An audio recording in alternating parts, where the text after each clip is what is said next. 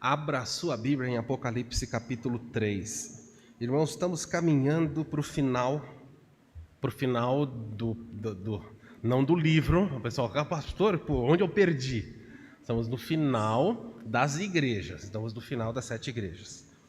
Então, se você está enjoado de ouvir falar sobre igrejas, nós depois vamos fazer uma pausa. É provável que eu pregue o capítulo 3, termine o capítulo 3, não hoje, mas quando eu terminar a igreja de Laodiceia, eu dou uma pausa para os irmãos, e aí eu vou fazer talvez alguns domingos uma série para os irmãos desintoxicar, porque depois quando a gente entrar no livro, aí as páginas vão ficar meio vermelhas e os irmãos vão ficar meio assustados. Então é preciso que falou da igreja, ele tratou o que era necessário com a igreja, agora vai abordar o outro aspecto, tá bom? Vamos juntos aí caminhar. Não sei se ficou escuro, acho que apagou as da frente.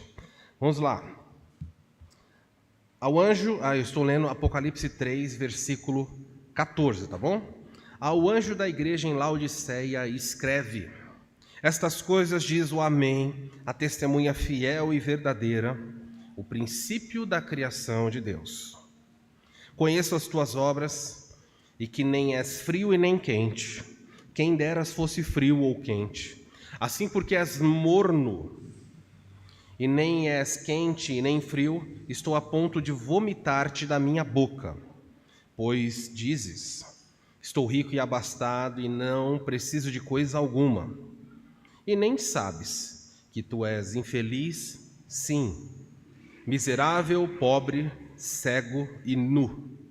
Aconselho-te que de mim compre ouro refinado pelo fogo para te enriqueceres, e vestiduras brancas a fim de vestires, a fim de que não seja manifesta a vergonha da tua nudez, e colírio para ungir os teus olhos, a fim de que vejas. Eu repreendo e disciplino quantos ou todos quanto amo, sê pois zeloso e arrependa-te. Eis que estou à porta e bato, e se alguém ouvir a minha voz e abrir a porta, eu entrarei em sua casa, cearei com ele e ele comigo. Ao vencedor dar-lhe-ei sentar-se comigo no trono, assim como eu também venci e sentei-me com o meu Pai no seu trono. Quem tem ouvidos, ouça o que o Espírito diz às igrejas. Há, como eu mencionei para os irmãos, um debate muito grande sobre qual seria a pior igreja de todas, em todo o Novo Testamento. E eles dizem que está cabeça a cabeça a igreja de Corinto e a igreja de Laodiceia. E nós já estudamos Coríntios alguns anos atrás, e vocês viram que os irmãos lá eram barra pesada. Então Paulo diz: olha, alguns de vocês já eram ex-homossexuais, alguns de vocês eram pessoas que estavam numa vida de devassidão, bebida, prostituição, mas fostes lavados pelo sangue de Cristo. E ele fala sobre uma transformação que houve ali. A igreja de Corinto era tão problemática que Paulo se recusou a receber ofertas da igreja. Falou: olha, eu não quero que vocês ajudem no meu sustento. Todas as igrejas podem me sustentar, mas vocês não. Porque a igreja depois começou a dizer: o apóstolo Paulo não é apóstolo de verdade, é um apóstolo de segunda categoria. Escreviam para Paulo e alguns diziam assim: Paulo é forte em palavras quando ele escreve as cartas, mas sua presença é fraca, é frágil. Eles arrebentaram com o apóstolo Paulo. Então era uma igreja delicada, delicadíssima de se mexer. Numa cidade onde existia prostituição cultural, onde existia coisas que, no ponto de vista teológico, seria muito, muito reprovável. 1 Coríntios capítulo 5, Paulo lida com um caso de incesto na igreja. Nós não vemos isso aqui nessa igreja. Paulo diz em 1 Coríntios capítulo 5 que na igreja havia um pecado tão grande, mas tão brutal. Paulo estava em Éfeso, estava longe dali, bem longe. Ele falou: olha, até aqui onde estou, se ouve que entre vocês há um pecado que nem entre os incrédulos é aceito. Refiro-me ao fato de na igreja ter um homem, um jovem, que está se deitando ou possuindo sexualmente a mulher do seu pai. Então havia um triângulo amoroso na igreja, incestuoso. Paulo falou: meu Deus, que igreja é essa? E sabe como Paulo começa a carta aos Coríntios? É de revoltar, né? Se a gente for judeu, a gente ia rasgar as vestes, gritar. Paulo diz: aos santos em Corinto. Eu falo: não, Paulo, como assim? Aos santificados. Paulo chama esse povo de santo. Porque Paulo olha para eles e vê o quê? O que eles vão se tornar.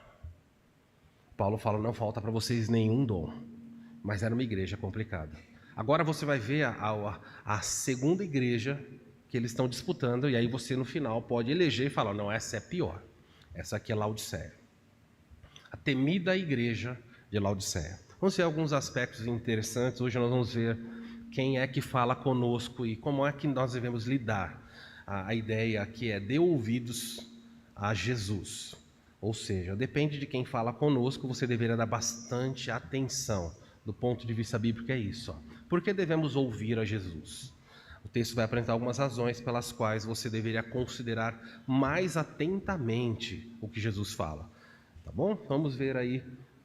Aí eu já li o texto. O texto que eu vou pregar aí é só o verso 14 que diz: ao anjo da igreja em Laodiceia escreve: estas coisas diz o Amém, a testemunha fiel e verdadeira, o princípio da criação de Deus. Em 2014, quando eu estava concluindo o meu mestrado, a minha tese, a minha defesa oral para o mestrado foi em cima desse texto. Então eu posso falar muita coisa sobre esse texto. Do versículo 14 ao verso 22, eu escrevi mais de 100 páginas para depois fazer uma defesa diante de pessoas que estavam sentadas lá. E foi interessante porque o meu orientador disse o seguinte: é muito bom, e aí você vai pegar palavras do grego, e por que isso e aquilo, e você faz aquele documento para encher os olhos de pessoas eruditas. E meu orientador disse assim: olha, linda, olha, maravilhoso, eu quero saber o que isso tem a ver com a vida da igreja. Eu falei, como assim? Ele falou, eu quero que você pegue todo esse material seu e você apresente aqui, mas mostrando quais os benefícios, quais os impactos para a igreja. Porque se for só para fazer erudição, porque normalmente essas defesas aí de mestrado e tal, é mais erudição, para mostrar que você sabe fazer e tal. E foi interessante ter que sair da erudição para voltar para a parte técnica, porque ele falou, é para isso que o texto foi escrito. O texto não foi escrito para você defender nada, foi escrito para você levar para a igreja. Isso me ajudou a enxergar o texto de forma diferente. Então eu vou caminhar para o texto um pouco de forma acadêmica, me ajudem, tá bom? Vou tentar aqui me segurar, mas também apresentar as implicações, pedacinho por pedacinho, do que deve ser mostrado no texto. Eu vou falar o que significava para aquela época e o que tem a ver para a sua vida, porque esse é o objetivo. Só conhecer a história não muda, tem que ter aplicação para nós. O objetivo, então, a verdade central é essa: dependendo de quem fala, deveríamos ouvir com maior atenção. É assim, quando você sabe que quem está falando com você é alguém que é uma autoridade, muda. Você deveria considerar. Um filho, quando ouve os pais, ele deveria dar atenção aos pais mais do que dar aos colegas, mais do que dar aos próprios irmãos. Um soldado no exército, ele pode ouvir um outro soldado, ele pode ouvir um superior imediato, um cabo, um sargento. Mas se ele vê o general falando uma coisa para ele, ele deveria falar, opa, a situação muda, dependendo de quem fala comigo, eu preciso dar maior atenção a isso. Então vamos ver nesse texto, por que eu devo considerar atentamente o que Jesus fala, por que eu devo ouvir? O objetivo é essa, porque as palavras, o objetivo da mensagem de hoje, né? Porque as palavras de Jesus devem ser ouvidas com maior atenção. Vou fazer alguns aspectos históricos, como eu falei. Então, quando nós entramos numa igreja, existe essa parte histórica que você precisa situar. Cidade de Laodiceia. Cidade de Laodiceia é uma das cidades das 7 igrejas. Ela é situada na região da Turquia. Isso que você está vendo aí são partes do que sobrou dessa cidade. Essa cidade tem até bastante material que sobrou dela, né? Bastante material arqueológico a ser explorado. Está sendo explorado ainda. Então, como é que se faz a exploração? Essa região da Turquia, ela é muito propensa a terremotos. Não sei se vocês viram, no começo desse ano, o terremoto que teve na Turquia matou mais de 45 mil pessoas. Então, é um lugar que, gente, a Igreja de Filadélfia, Jesus falou, vou fazer vocês uma coluna. O pessoal fala, não, coluna não queremos. Coluna aqui nesse lugar é perigoso, porque chacoalha, tudo cai. Jesus falou, não, eu farei de vocês uma coluna que nunca mais sairá da presença do meu Pai. Ele vai usando figuras para construir uma ideia. Então isso foi o que sobrou lá, parte do que sobrou. Mas essa cidade, especificamente, ela tem muito material a ser explorado. À medida que eles vão fazendo escavações, eles descobrem descobriram há pouco tempo atrás 3 arcos, só a pontinha dos arcos assim de uma porta. Então eles sabem que o nível da cidade estava para baixo. A cidade passou por muitos terremotos e esses terremotos vão destruindo. Quando a cidade cai, o que eles fazem? Eles aterram e constroem por cima. Então muito da história bíblica está para baixo, muito. Os muros na cidade de Jerusalém, por exemplo, já fizeram 20 vezes, desceram 20 vezes a escavação e vai achando coisa. A cidade vai sendo reconstruída em cima. Vamos ver alguns aspectos aqui. Lembra que João estava na ilha de Patmos quando ele teve a visão, não quando ele escreveu. Então, da ilha de Patmos, ele tem uma visão e Jesus fala, você vai mandar a carta para 7 igrejas, e essas 7 igrejas se encontram na região da moderna Turquia. Aí você tem uma foto de satélite do Google, aí, então, de Patmos. Lembra que quando João escreveu, ele estava aqui em Éfeso, tá? Mas a visão para a orientação para escrever foi dada quando ele estava em Patmos. As cartas saíram de Éfeso e elas obedeceram rigorosamente um sentido horário, como se fosse um reloginho de Deus. Ao anjo da igreja em Éfeso escreve, depois foi para Esmirna, tá vendo? Depois Pérgamo, depois Tiatira, Sardes. Foi exatamente na ordem como as cartas foram colocadas aqui. Pode apagar isso, se ajudar. O pessoal de casa, isso. Aí talvez fique mais fácil o pessoal acompanhar aqui. O pessoal de casa, se quiser projetar aberto só a tela para eles, não tem problema. Então você vê as cartas, elas circulariam nesse sentido. Então passou aqui por Filadélfia, nós estamos aqui, nessa igreja, é a igreja mais ao interior do continente, a igreja de Laodiceia. E depois que a carta era lida em Laodiceia, ela voltava para Éfeso. Todas as 7 cartas, elas eram lidas na igreja, depois eram feitas cópias, e elas funcionavam como cartas circulares. Então, o que Jesus falou para a igreja de Éfeso, todas as demais iam saber, não tinha como esconder. Elas iam circular. Tá bom? Então, a bronca de uma igreja ia para outra, e assim é uma forma como Deus fez. O que tinha lá em Laodiceia? A Laodiceia foi fundada no ano 253 a.C. Então, 253 antes de Jesus nascer, ela foi fundada por um rei sírio chamado Antíoco II. Acredita-se que a cidade de Laodiceia recebeu o nome em homenagem à sua primeira esposa, chamada Laodice. Então, Laodice era o nome da esposa desse rei, Antíoco, e Antíoco deu esse nome para ela. É uma possibilidade. Uma outra possibilidade, que não está aí, mas vou citar porque a informação está fresca na cabeça, é que Laodiceia é uma junção de 2 palavras. Laos, que é povo em grego, e Diceia, ou Dikaios, é justiça.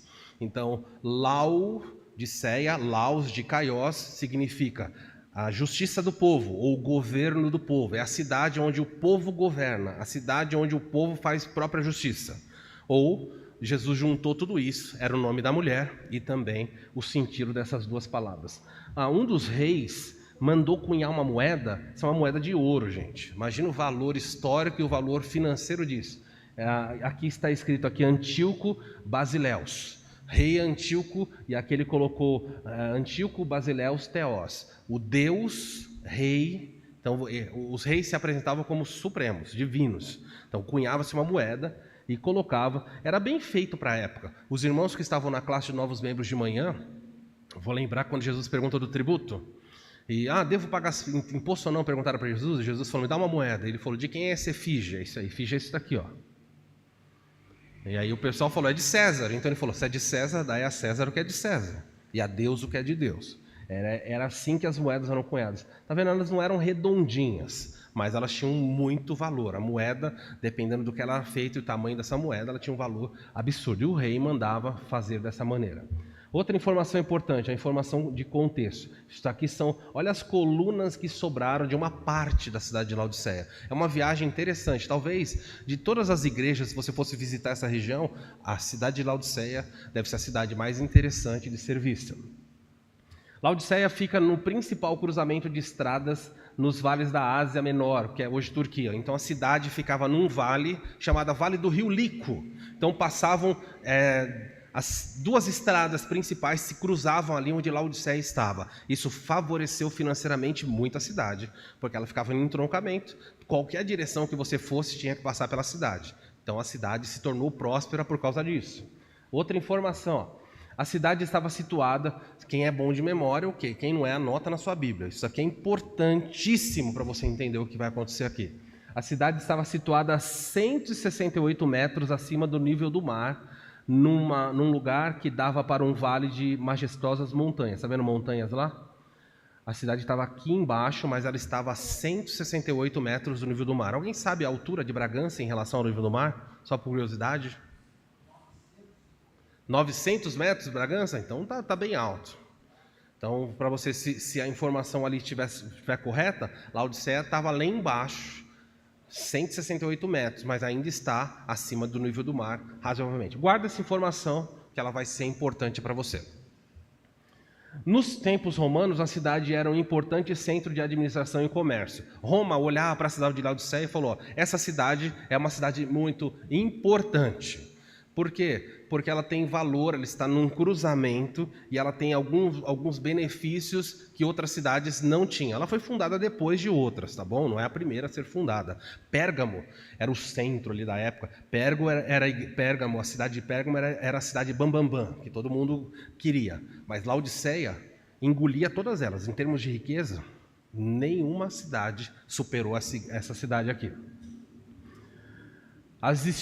Haviam 3 importantes fontes de renda na cidade. Então vai guardando aí. Qual é a altura que a cidade ficava? 168 metros, o quê? Acima do nível do mar. Guardo essa informação. 3 fontes de riqueza. Guarde essas 3 informações. Nessa cidade, a primeira fonte de riqueza eram os bancos. Essa cidade se tornou muito rica, porque ela ficava no entroncamento de rodovias, estradas. Então você tinha disputas judiciais que eram resolvidas ali. Então a cidade criou bancos. As questões de justiça da região eram ouvidas em Laodiceia e os fundos eram depositados nos bancos da cidade por segurança. Tinha algum tipo de briga, algum tipo de problema, resumia, conversava, resolvia, colocando nos bancos. Então, qual a altura da cidade? Fonte de riqueza importante da cidade? Banco. Banco dá lucro ou não? Numa época, tinha concorrência, tinha Itaú, Bradesco, tinha vários? Um banco só. Então, gente, quer guardar o dinheiro? É aqui. Teve uma disputa judicial, vai guardar o dinheiro aqui. Então, gente, era muita riqueza. Era o sonho dos ladrões. É só um banco para roubar. Mas também era só um banco para proteger. Então, se você fizesse a guarnição daquele lugar, era praticamente impossível roubar ali. Segunda informação importante. Outra fonte de riqueza. 168 metros. Bancos. Segunda fonte aí era a indústria têxtil. A cidade de Laodiceia era uma cidade que, diferente das demais, produzia uma espécie de lã. Ela ficou famosa pela confecção de roupas em lã preta e também por suas técnicas de tingimento. Então a cidade desenvolveu 2 coisas muito importantes. Eles criavam cabras e também ovelhas. Negra pode falar, né? Não sei, mas eu nem sei o que a gente pode se referir. Afrodescendente. Tinha ovelhas lá, eles criaram as ovelhas. E aí o que eles faziam? Eles tiravam a lã dessas ovelhas e produziam roupa escura. E o pessoal gostava. Eles gostavam de roupa escura. Por quê? Não aparece sujeira. Qual outra vantagem de roupa preta? Preto básico, cai com todo mundo. O Michel já falou que emagrece, já foi lá. É verdade, o preto básico emagrece, ele não suja. O que mais? Qual uma coisa incômoda no branco, por exemplo, em contraste? Quem usa roupa branca? Suja bastante, mas tem uma dificuldade que era a transparência. Roupa branca, ela tende a ser transparente. No mundo naquela época, que não era legal, você não tinha todo o aparato que hoje tem de roupas íntimas, não tem. Então eles não gostavam, eles preferiam usar roupas escuras. E quanto mais escura, mais difícil a técnica para fazer isso. E os laodicenses descobriram. Nós produzimos lã preta e desenvolvemos uma técnica de tingimento de roupa, que vamos produzir roupa. E aí vendiu para o mundo inteiro. Então você tem, qual é a altura? Fonte de riqueza? Segunda, indústria têxtil. Guardou? Você está ficando craque em Laodiceia. Olha, vocês vão defender mestrado também. Estou muito contentes aqui.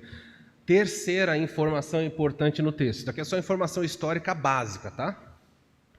Havia uma terceira importante fonte de riqueza, que era a indústria farmacêutica. Essa cidade tinha uma forte, mas uma brilhante indústria farmacêutica, talvez atrelada ao dinheiro, aos bancos e tudo mais. Eles desenvolveram uma coisa muito importante. Havia uma produção nessa cidade de uma pastilha que, diluída em água, formava uma espécie de colírio que, ao ser aplicada nos olhos, diminuía o inchaço dos olhos, bem como algo que era muito comum no Oriente Médio daquela época. Você já viu, quando você lê as histórias bíblicas, quantos cegos Jesus cura? Havia um cego, havia um cego, havia um cego. Por quê? Você imagina você viver ou morar numa região de temperatura elevada, sol muito forte, pó constantemente jogando coisas no seu olho, a tempestade de areia constantemente. Era muito comum eles terem problemas de visão. Era muito comum ter inchaço. E o que você faz? Hoje você vai no oculista, ele vai passar, pinga isso, faz isso, aquilo. Tal. Naquela época não tinha nada disso, não. E os laudicenses desenvolveram uma espécie de, é chamado de colírio, mas era um tablete, que, quando diluído em água, formava uma pasta que era aplicada no olho e realmente funcionava. A visão melhorava e o inchaço do olho sumia. Ficaram mais ricos ou não? Qual que é a fórmula? Fórmula não, você pega aqui. Então, dali, daquele centro, eles vendiam para o mundo, para quem podia pagar, é claro, colírio, essa pomada para os olhos. Agora você tem as informações que você precisa. Não todas, mas você tem informação suficiente. A altura da cidade? Fonte de riqueza, a primeira? Segunda? E a terceira? Farmácia. Banco, indústria e farmácia. Isso é suficiente para você dominar o assunto do que Jesus vai fazer aqui. Para cada cidade, Jesus contextualiza a questão e traz. Agora que você já sabe essas informações, vamos aí caminhar para o texto. Fora isso, existia na cidade uma forte ênfase na parte de medicina, medicinal na cidade. Existiam deuses que eram adorados, deuses relacionados à medicina. Eles tinham Asclépio, que era um deus relacionado à cura. Eles tinham Esculápio, todos os deuses relacionados a algum tipo de cura. Tanto é isso que esse tipo de imagem aqui, essa divindade que usava a serpente como instrumento para curar, é o símbolo da medicina atual. Se você olhar nos jalecos de medicina, você vê. Odonto também é isso, Tiago? Odonto usa, é só um cajado e uma cobra também?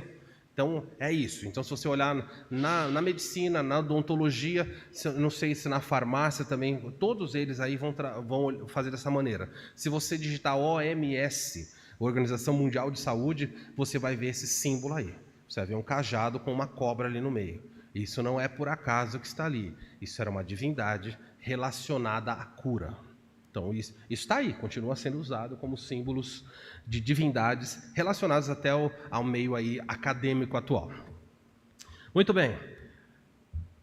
Dita essa informação, esse pano de fundo para você se situar, ouça o autor da exortação e considere sua autoridade para fazer isso. Então, o João vai escrever para a igreja, vai falar assim, escutem a palavra que vai ser dita. Por quê? Porque vocês devem considerar quem está fazendo essa exortação para vocês.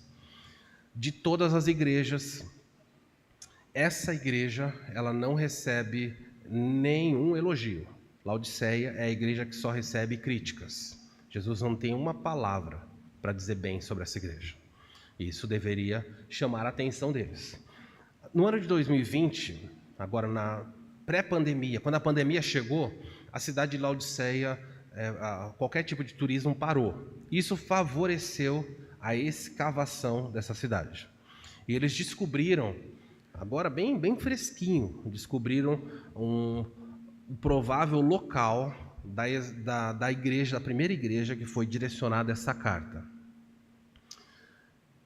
Chamou atenção porque normalmente eles acharam uma igreja do quarto século, do período bizantino, acharam uma igreja bem grande, mas é do quarto século. E normalmente as igrejas eram construídas em cima do provável local onde a igreja primitiva se reunia. Só que eles começaram a escavar nesse lugar e descobriram que embaixo não tem nada. Eles estranharam. Então falou, bom, se essa igreja está aqui, é porque tem que ter alguma coisa perto. E eles começaram a olhar em volta, não acharam.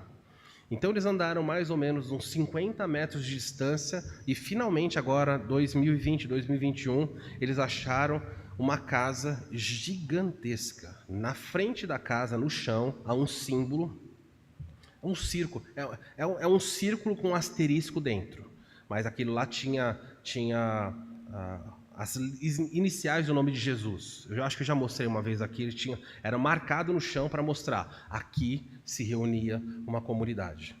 E, gente, eles acharam o lugar onde a igreja se reunia é um palácio. O dono da casa, para os moldes atuais, ele não seria nem um milionário, ele seria um bilionário. A casa da pessoa que sediou a igreja é uma casa sem precedentes. Não acharam em nenhuma outra cidade uma casa assim. O lugar era dentro da casa da pessoa. A pessoa tinha 19 cômodos. A casa, para aquela época, é um absurdo de pensar cômodos enormes. Existiam salões feitos para receber grupos. Provavelmente a pessoa alugava esses salões para reuniões do governo e tudo mais. É um lugar tão nobre, mas tão nobre, que eles ficaram admirados. Eles falaram, não pode. Isso daqui deve ser um palácio de alguma outra coisa, mas o símbolo cristão estava ali, mostrando, aqui se reunia uma igreja.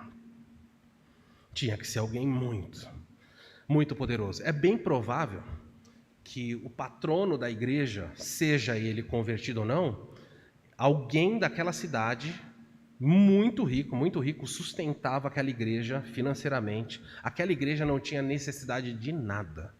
Tudo. Não é que os membros da igreja eram ricos, eles tinham recursos, mas o patrono, a pessoa que bancava a igreja, certamente era um bilionário. Você imagina, por exemplo, a nossa igreja aqui, se de repente Bill Gates se converte e começa a congregar aqui com a gente.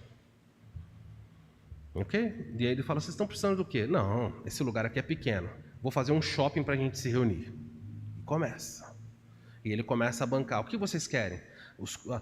Essas cadeiras de plástico? Não, isso aí não. Vamos mudar a dinâmica. Então, o lugar, para o contexto da época, era extraordinário.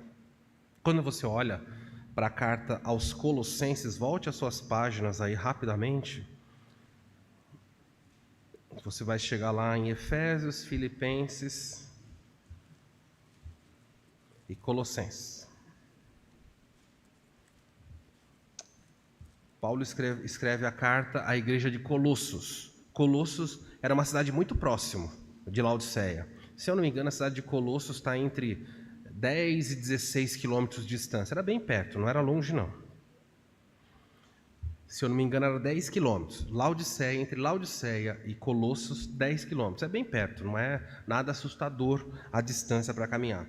Só que Paulo não foi o fundador dessa igreja, foi um homem chamado Epáfras.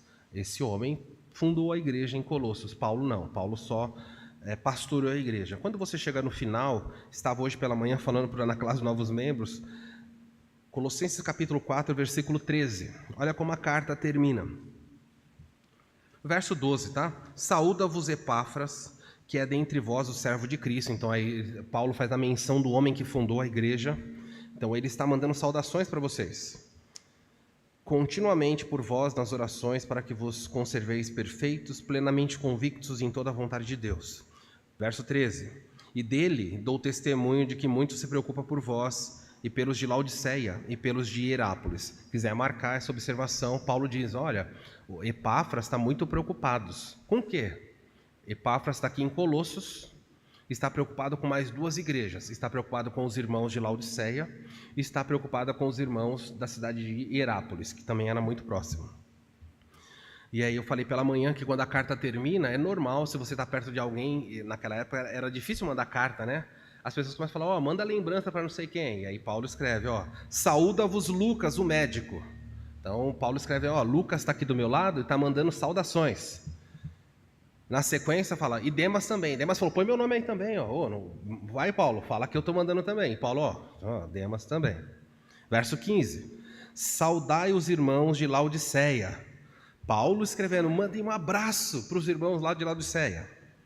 E mande um abraço para quem? Quem aparece aí? Qual o nome?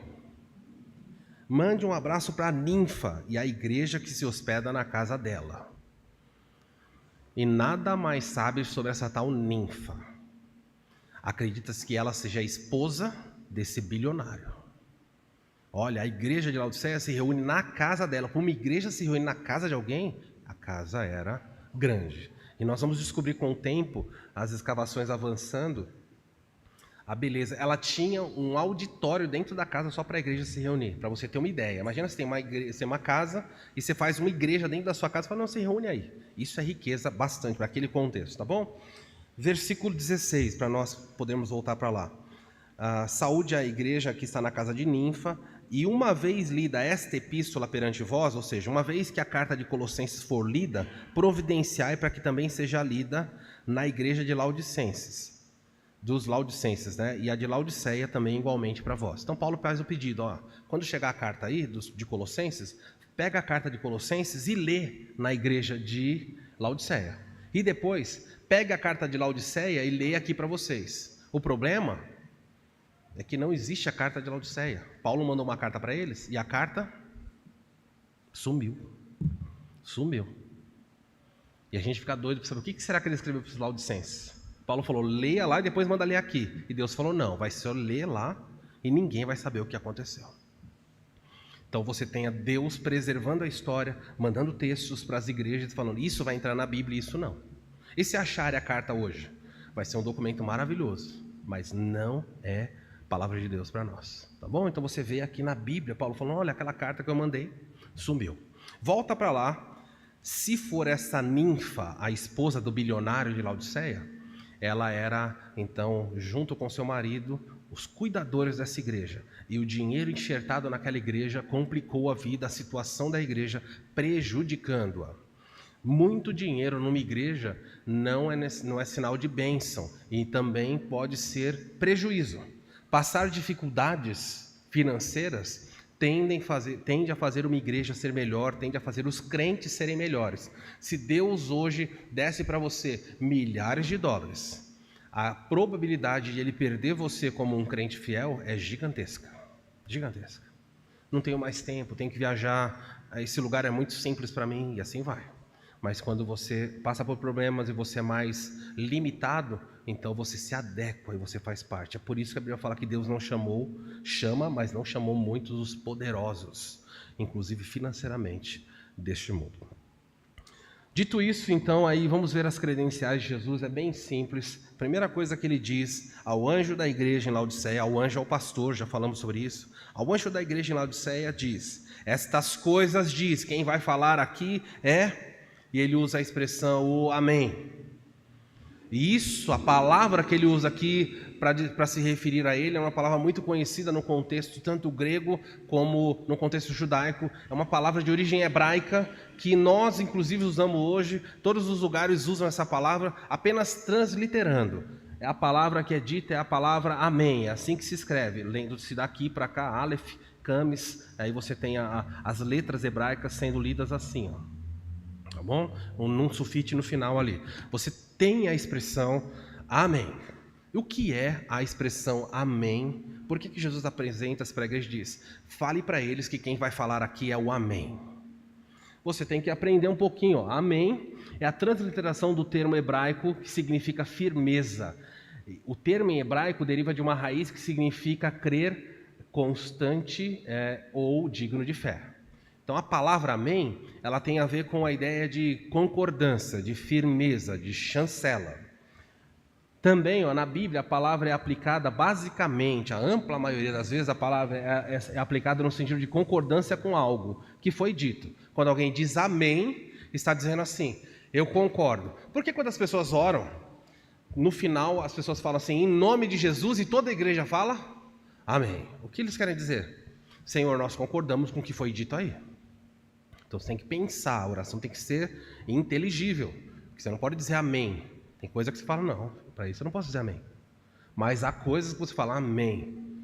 Então quem vem orar em público está orando em nome de uma igreja. E quando você representa a igreja, homens, mulheres, na sala de aula, em qualquer lugar, a igreja está orando com você, com a mente inteligível, dizendo, Senhor, amém, nós concordamos. Senhor, trabalha na nossa vida, amém. Senhor, nos transforma mais parecido com Cristo. Nós concordamos, é isso mesmo. Essa é a ideia de firmeza. A igreja se une num bloco só e faz isso. No Antigo Testamento, deixa eu terminar aqui só. Basicamente no sentido de concordância com algo que foi dito, ou como expressão que mostra ordem de validar determinada coisa. Então a palavra amém tanto significa eu concordo com isso, como também pode significar seja feito isso, que assim seja, tá bom? Então quando você fala amém, você pode estar dizendo que seja feito dessa maneira, Senhor. Não porque você está dando ordem, mas porque você está dizendo eu concordo que isso aí aconteça. No português as pessoas dizem assim, você fala uma coisa bonita, a pessoa fala, Deus te ouça. Nunca ouviu alguém falar isso? Que outra palavra a gente pode usar que é parecida com isso? Ou é só isso mesmo que fala? Olha, Deus te ouça, meu filho. Hã? Assim seja, mas assim seja não é tão usado, né? Hã? Oxalá, é mais difícil ainda, né? Se de falar Oxalá, vão achar que a gente é do candomblé, né? Mas não tem nada a ver com a... Mas, né? É isso aí mesmo. A ideia, na Bahia fala oxe, né? Então, oxe, então tem que concluir. Basicamente, é essa palavra, quando diz assim, e Abraão creu em Deus, e isso foi lhe imputado por justiça, Deus falou, Abraão, você vai ter um filho seu. E sabe de uma coisa? Olha, sai da sua tenda, Abraão. Abraão não tinha filho nenhum. Olha para as estrelas do céu. A sua descendência vai ser mais numerosa do que o que você está vendo. Eu imagino que naquela noite era uma noite extremamente estrelada. E Abraão, que não tinha filho nenhum, creu em Deus. Sabe qual é a palavra usada? E Abraão, amém. Ele diz, eu concordo, Senhor. E Deus fala, eu vou imputar. Eu estou considerando você justo, porque você concorda. Porque você confia com firmeza. Você precisa saber disso para entender o que Jesus está dizendo. Diga para a igreja de Laodiceia que quem vai falar aqui é aquele que diz amém.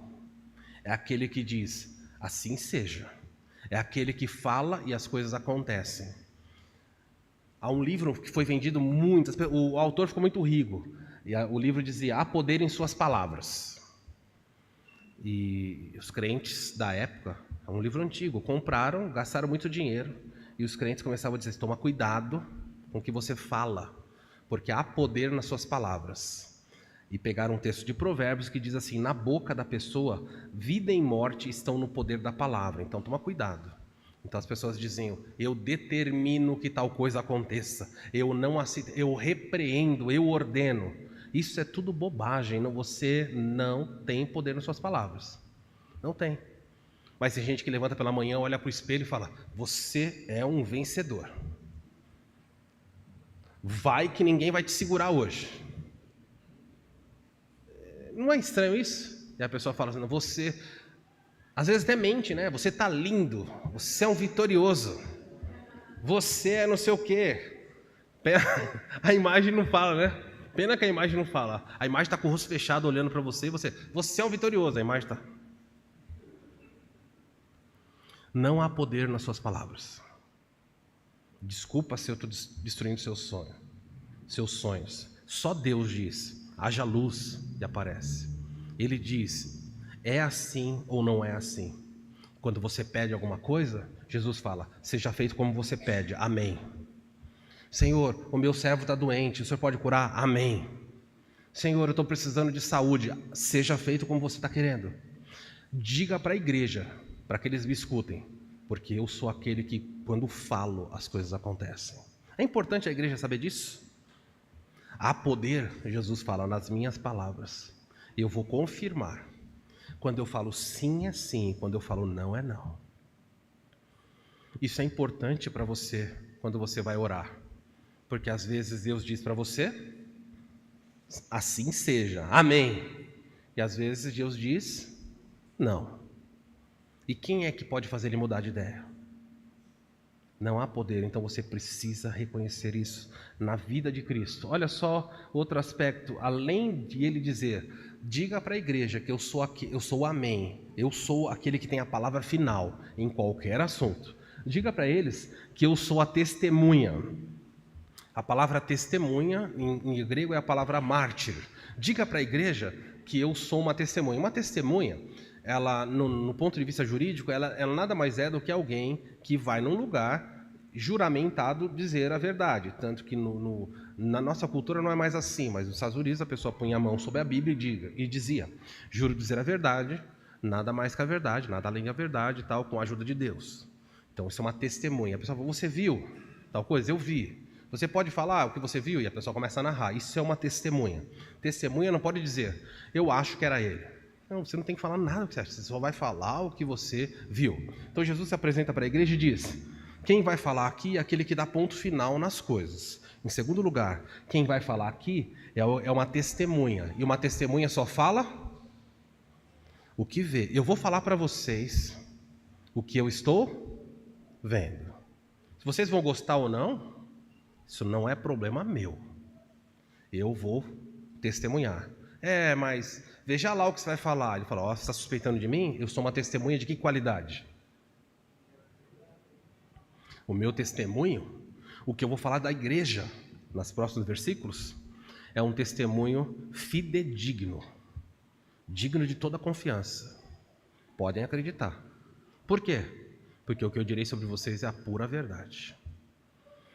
Então, se você está preocupado com a avaliação desse ou daquela pessoa, da própria avaliação que você faz de si, Jesus fala: não, você devia estar preocupado com a avaliação que eu faço. Às vezes dizer a verdade não é o politicamente correto, ou ofende. Mas Jesus diz para as pessoas. E ele vai dizer coisas para essa igreja que ele não disse para nenhuma outra. E ele foi tão forte no que ele disse, que eu acho que muita gente falou: não, eu não quero. Isso aí é Jesus falando comigo? Não quero isso aí. Você já se preocupou sobre o que Jesus, qual é a avaliação? Quando Jesus testemunha sobre a sua vida, o que ele fala de você? Já passou pela sua cabeça essa preocupação? Ele diz: vem aqui, deixa eu falar para você o que você é. E sente aqui, eu vou testemunhar sobre você. E o meu testemunho sobre você será fiel e verdadeiro.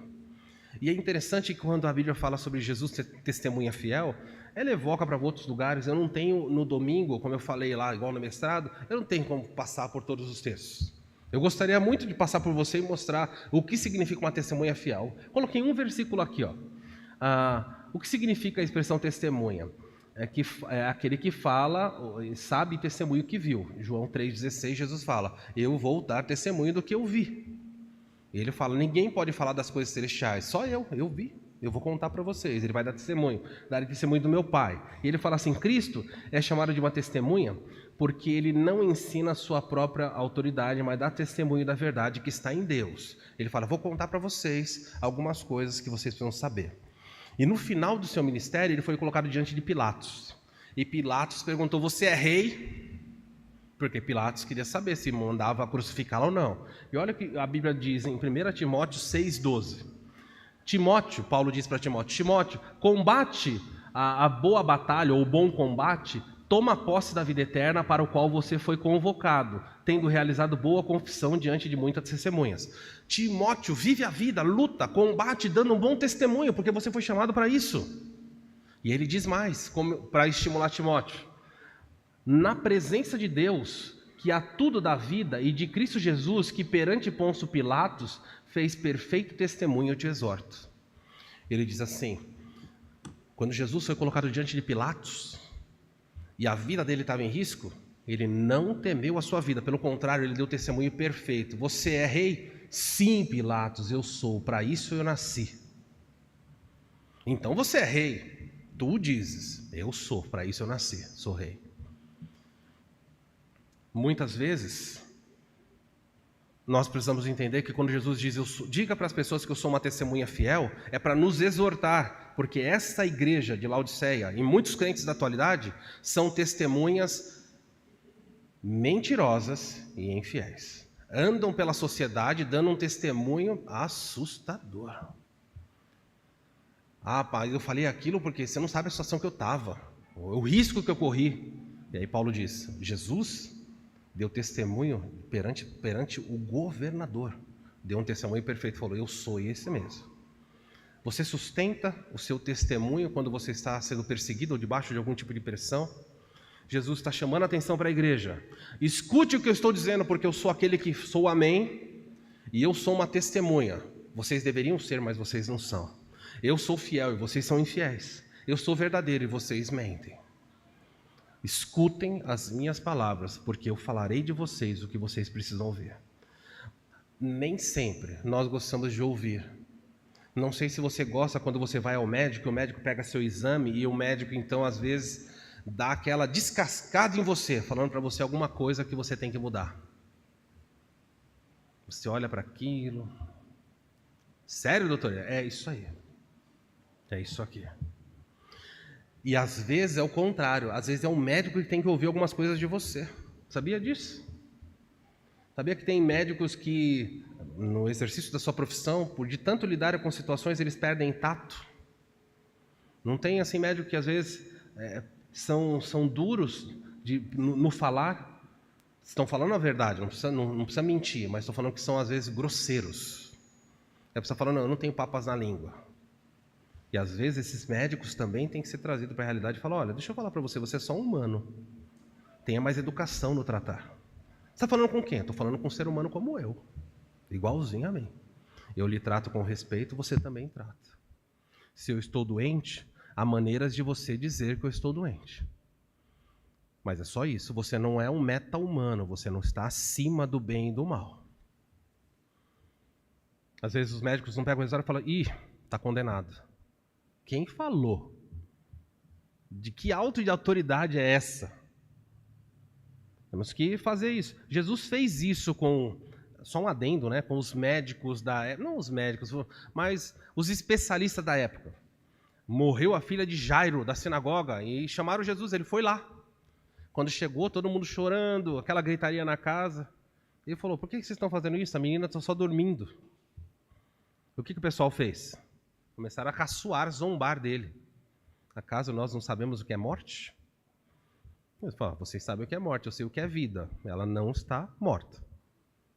Jesus vai para o quarto, chama a menina levanta, ele chama os pais e fala, dá algo de comer para ela porque ela está com fome. E ele sai do quarto e o pessoal fica, na expressão popular, com cara de tacho. Fala, mas ela não estava morta? Não é assim? Às vezes as pessoas não dão vereditos para você? E Jesus fala, sou eu que dou amém. Não são eles. Então, de passagem, toma cuidado quando você for num lugar e alguém se sentenciar a você. Acabou para você, desculpa. Quem é que é o amém? É o médico que está ali? É fulano de tal? É o juiz? Você diz assim, olha, com todo respeito, não quero te ofender, mas o amém na minha vida é outra pessoa. É ele que diz, é ou não é. Sim e não. Você é só um instrumento. Se ele soprar tudo isso que você falou, vai por terra. É importante saber disso ou não? Quando as pessoas vão visitar pessoas doentes e o médico fala assim, agora está nas mãos de Deus. Nunca ouviu essa expressão? Agora está nas mãos de Deus? E antes estava na de quem? Sabe o que eles estão dizendo quando fala assim, agora está nas mãos de Deus? Chegou num ponto que eles falam assim, do ponto de vista da medicina, agora é só um milagre. Meus irmãos, sempre foi questão de soberania e controle de Deus. Ele vai agir. Os crentes precisam guardar isso.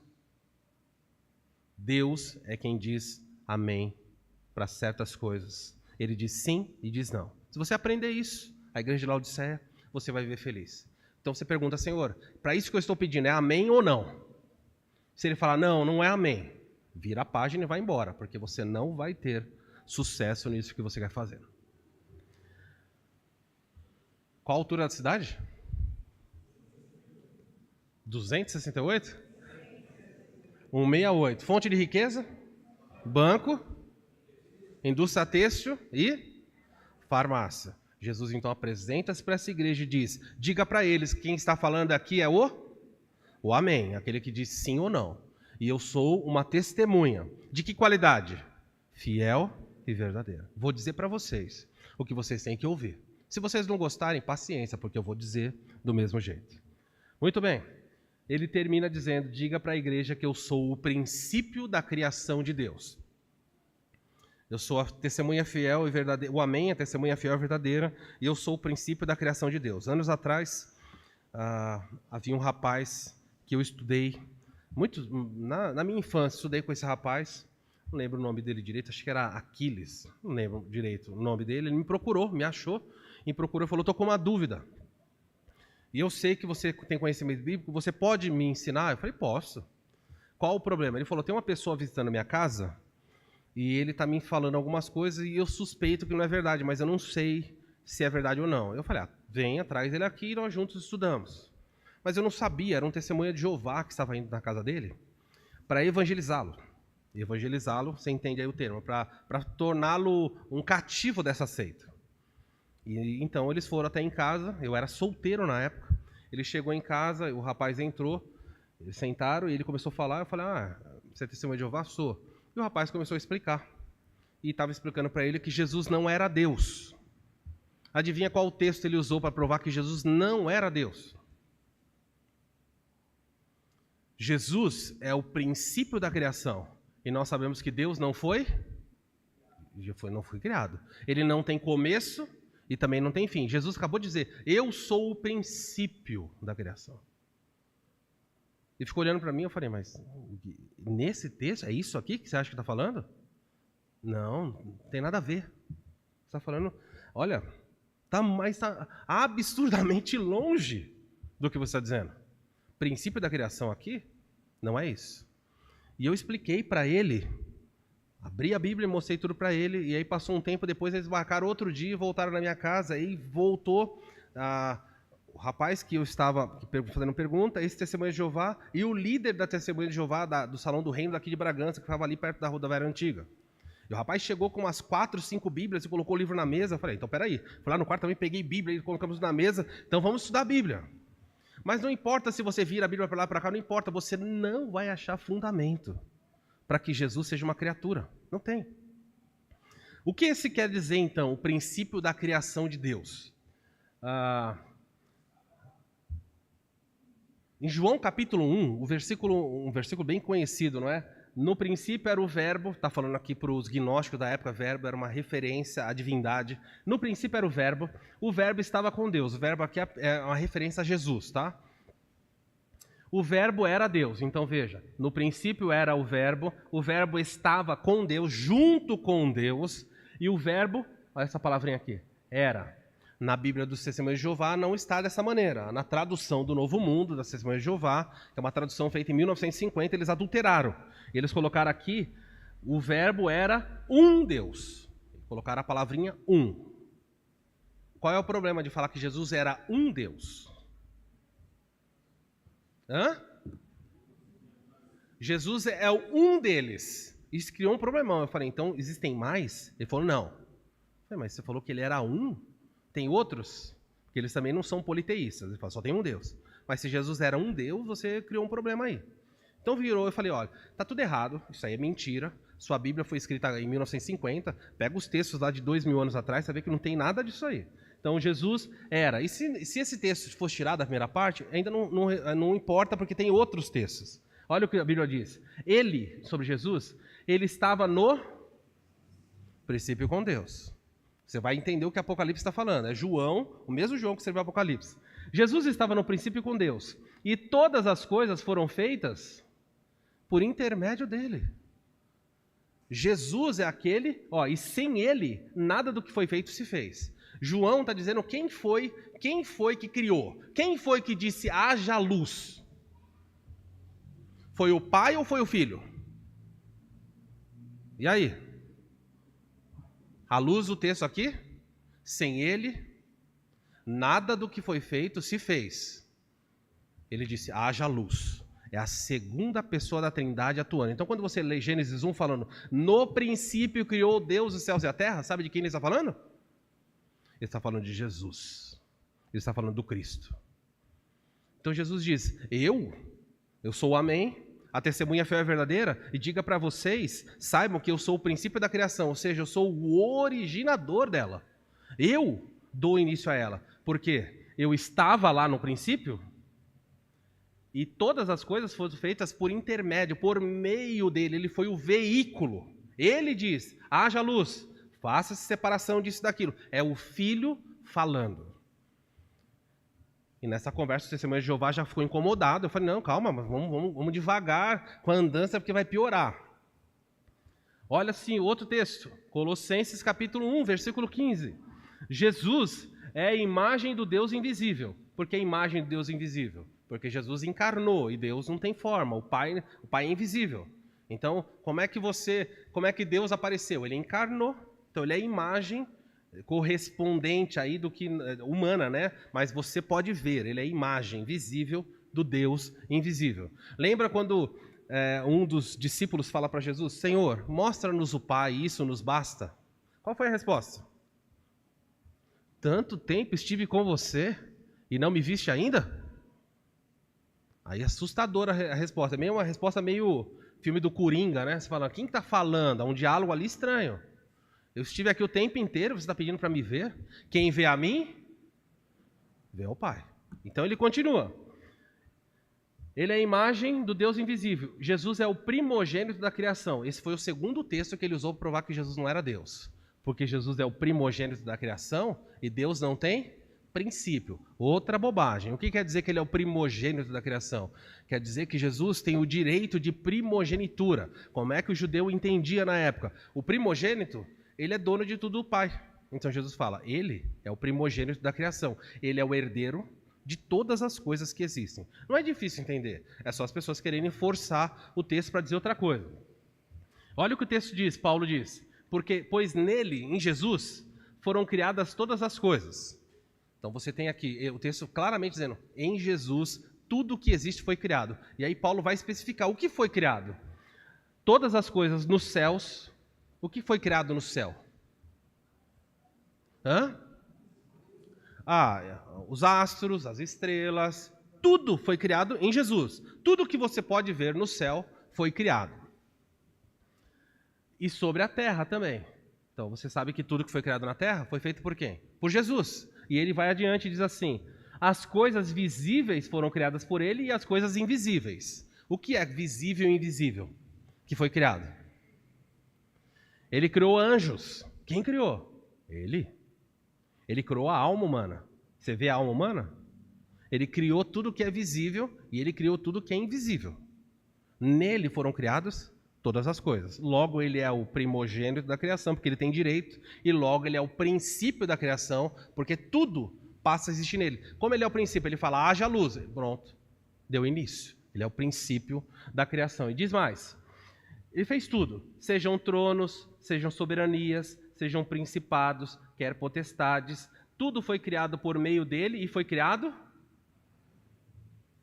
Todas as coisas foram criadas. Por isso ele se apresenta para a igreja e diz, eu sou o Amém, eu sou a testemunha fiel e verdadeira e eu sou o princípio da criação. Por que ele está dando, em todas as igrejas, nenhuma igreja teve essa carteirada, ele deu a carteirada mais forte.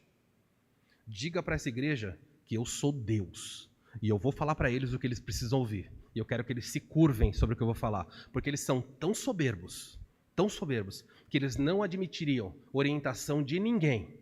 Então precisa ser um próprio Deus falando com eles. E eu, quando eu falar, vai acontecer o que eu estou dizendo. É esse o peso aí. Olha em Hebreus 1. Jesus, que é o resplendor da glória e a expressão exata do seu ser. Ele fala que Jesus é a expressão exata do seu Pai, do ser de Deus. E o que Jesus faz? Sustentando todas as coisas pela palavra do seu poder. A terra, tudo que existe hoje, é sustentado pelo poder de Deus. O sol nasceu nessa manhã porque Jesus está sustentando a terra. A Terra, na linha do Equador, ela gira na velocidade de 1.500 km por hora. 1.500, passa ano e sai ano, ela não acelera e não diminui. Se ela acelerar, nós teríamos ventos tão fortes que seria impossível viver nesse planeta.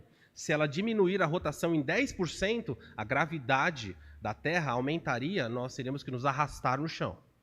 Então a Terra não pode diminuir e ela não pode acelerar. Ela está girando na mesma velocidade.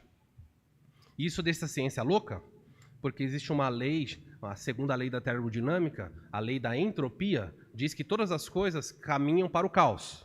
É fácil de você entender. Você pegar uma bola e você jogar, a bola vai, e depois ela começa a fazer o quê? Ela vai parando, vai diminuir. Você jogar uma pedra no lago, ela pula, pula, pula e para. Se você fechar sua casa, limpar e trancar tudo, e voltar daqui um mês, a casa está suja, tem pó. Tudo está... Se você pegar um sapato novinho e falar, vou guardar, vou usar daqui 5 anos. Quando você pegar o seu sapato, ele está apodrecido. Todas as coisas estão caminhando para o princípio da segunda lei da termodinâmica, da entropia. Ela caminha do organizado para o caos. Aí a ciência olha e fala assim, por que a Terra continua girando na mesma velocidade? Quem está dando, como é que a gente chama? Girando. Quem de vez em quando dá um tapinha, a Terra continua? Hebreus fala, tem alguém sustentando. O sol nasce, a lua aparece, as estrelas vêm, as estações mudam. Existe alguém pelo seu poder sustentando. Por que a Bíblia fala isso? Para que você saiba que existe alguém sustentando a sua vida também. Ele sustenta, não é só o planeta. Ele fala que está sustentando todas as coisas. Está inclusa a sua vida? Está inclusa a sua saúde? Está incluso o seu trabalho? Ele fala, eu estou sustentando você. Ai, Senhor, e agora? O que vai acontecer na minha vida? Jesus fala assim, como assim? Ai, meu Deus, o que vai acontecer comigo? Ele fala, como? Você está na minha mão. Quando as minhas filhas eram bem pequenas, eu lembro que eu pegava elas na minha mão. Eu as levantava com um braço só. Aqui. E, gente, eu segurava, eu virava. A Stephanie lembra disso, né? Eu virava assim, ó. Podia virar, eu falei, ó, você está na minha mão, eu faço o que eu quiser. Se eu jogar você no teto, você vai grudar lá em cima e vai voltar, mas está aqui. E eu sou plenamente mortal, eu não tenho controle sobre nada. Era só manipular o corpo dela, mas a sua vida está nas mãos de um Deus que controla a história. Aí você levanta, vai trabalhar, está com medo. Ai, Senhor, o que vai acontecer? O que estão planejando para mim? Meu Deus, o que vai acontecer comigo?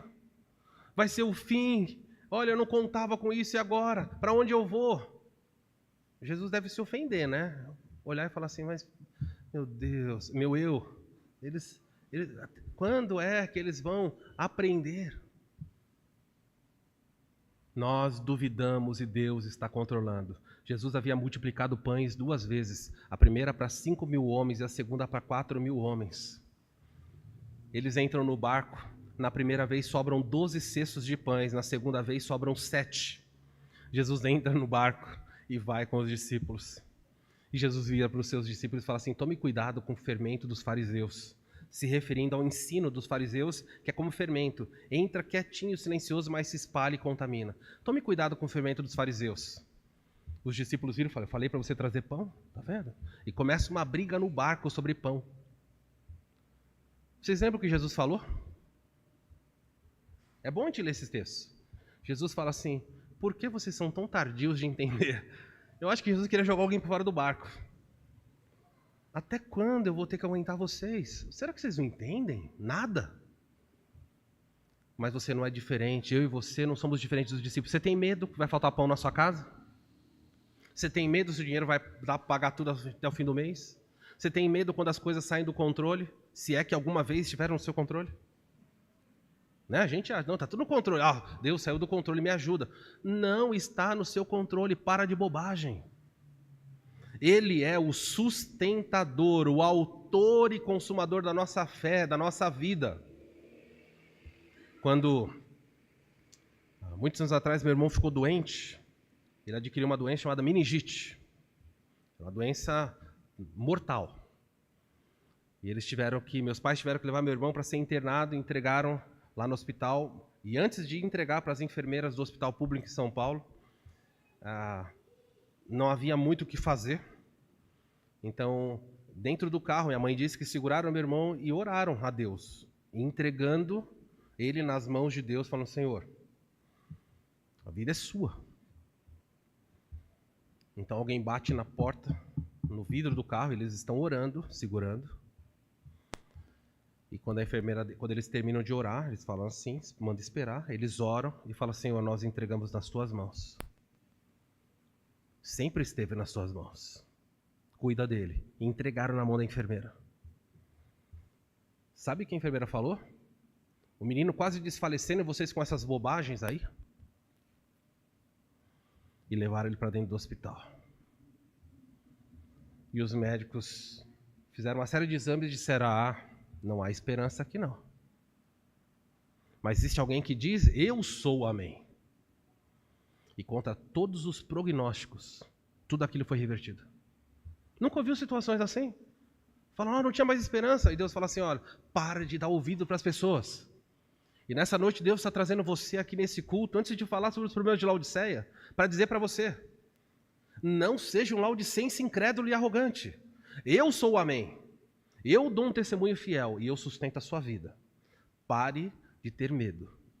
Confie e escute o que eu vou dizer. Seja bom ou seja ruim. Se amolde a minha vontade. E as coisas vão ser transformadas na sua vida. Eu sou o autor, consumador. Eu sou o princípio da criação de Deus. Está aí as lições que você precisava aprender hoje. A partir da semana que vem nós vamos olhar problemas. Por enquanto ele só mostrou quem ele é. As aplicações, ó. Submeta-se e escute o que Jesus diz. Por quê? É ele quem diz assim seja aos pedidos e situações da sua vida. É dele que vem a palavra final sobre tudo. É isso que hoje você tem que aprender. Ele vai dizer sim ou não para o que eu preciso. 2. Ele diz a verdade que precisamos ouvir, mesmo que não gostemos de ouvi-la. Ele vai dizer. E você tem que falar, Deus, é verdade. Quando Jesus disse para Pedro, essa noite você vai me negar. O que Pedro disse para Jesus?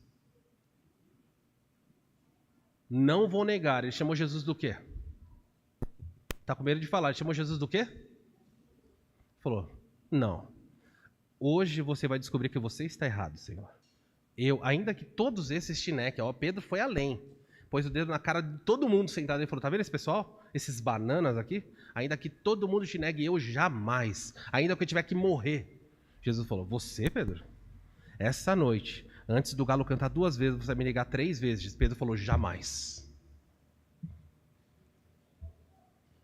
E Jesus diz a verdade que precisamos ouvir, mesmo quando nós não gostamos. E às vezes Jesus diz para você, você vai me trair. E você fala, eu não. Não? Aquele que está em pé, olhe para que não caia. Por fim, Jesus deu o início da criação física e pode fazer o mesmo com a espiritual. Então, se ele é o princípio da criação, clame pelas pessoas à sua volta, clame pela salvação dos seus filhos, clame por aqueles problemas que ninguém pode tocar. Há pais que olham para os seus filhos e falam, Senhor, a minha filha, o meu filho, as pessoas, meu cônjuge, a minha esposa, o meu marido, Senhor, eu não posso salvá-los. Mas se o Senhor chamá-lo, se o Senhor chamá-la, haverá salvação. Assim como o Senhor disse, haja luz, diga, haja fé. Você tem que pedir para Ele, porque Ele dá o início.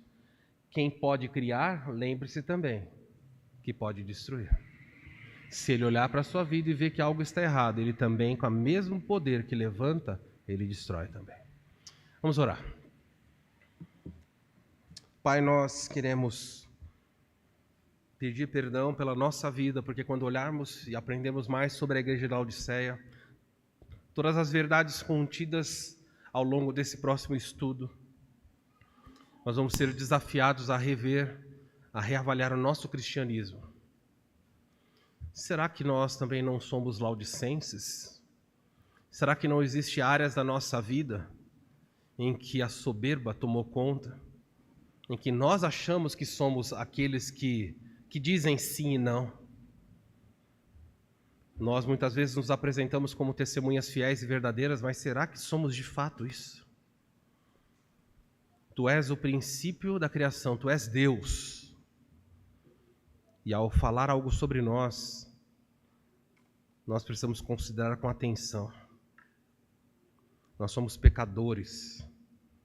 Muitos aqui, espero que todos, salvos pela Tua graça. Mas talvez hajam pecadores aqui perdidos. Mas o Seu amor é capaz de chamar e transformar. Quem sabe nessa noite, entre nós o Senhor não faça isso, entre aqueles que vão estar ouvindo pela internet. Salva, Senhor, transforma. Tira as escamas, para que o Senhor possa ser glorificado. Obrigado pela Escritura, nós oramos em nome de Jesus. Amém. Vamos terminar o culto, coloque-se em pé, vamos cantar esse hino.